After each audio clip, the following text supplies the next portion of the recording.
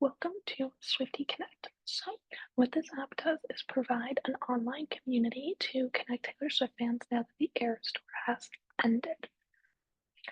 What this platform would include is fan theories, album reviews, concert experiences, areas to show photos, and to share fan art. Because, as we have discussed, fan art is a very important part of the community, and I don't think there is a great direct to viewer area to display that online right now, especially for Taylor Swift fans.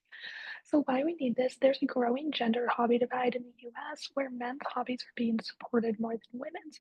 Women are encouraged to have hobbies that kind of relate back to homemaking, such as sewing, baking, gardening, and crafting in certain areas, as we discussed with Pinterest.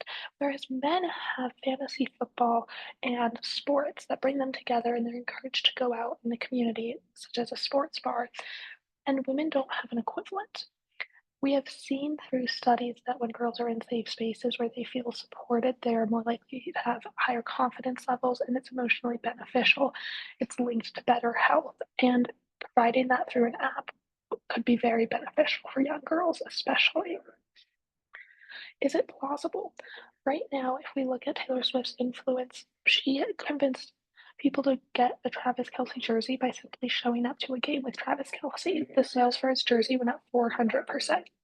The number of people who registered to vote after a single Instagram post from her was 35,000 people. 10 million people went and saw her in concert and spent billions of dollars. So I think that it's absolutely plausible and people would download the app. If we also look at the subsection of TikTok considered Swift Talk, we can see that people who post videos solely about Taylor Swift are influencers within their own form. They have hundreds of thousands of followers, and their videos consistently get millions of views. The hashtag itself has 3 million videos with billions of views. So I think that it could 100% become its own app.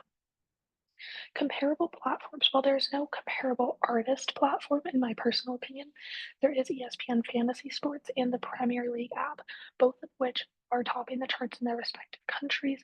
The Premier League has 300,000 downloads. The ESPN Fantasy Sports app has 13 million people actively playing fantasy football through their app.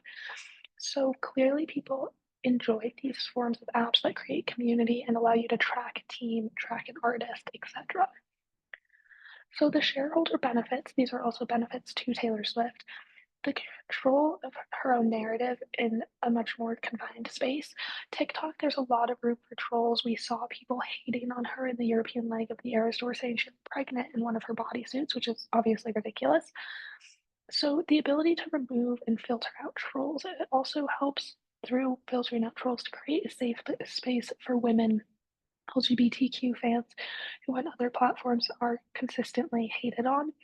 We also see that there, through the social comparison theory, it is much better for people to compare themselves on an even playing field if we have younger girls on an app dedicated to fans who are notoriously loving and kind. It's much better than putting them on TikTok, where the comments can be quite harsh. We also can talk about diagonal integration. It is an untouched market for Taylor Swift. She does not have an app. She did have an Eras Tour app, but that was more for getting merch and getting tickets, less so for connecting fans. So I think this app will be beneficial for creating a safe community. It filters out a lot of the hate that women are known for getting for enjoying things. Taylor Swift fans were called psychotic and crazy, whereas NFL fans who did very comparable things were just considered average fans. So I think that it is important to give them their own platform in a safe space.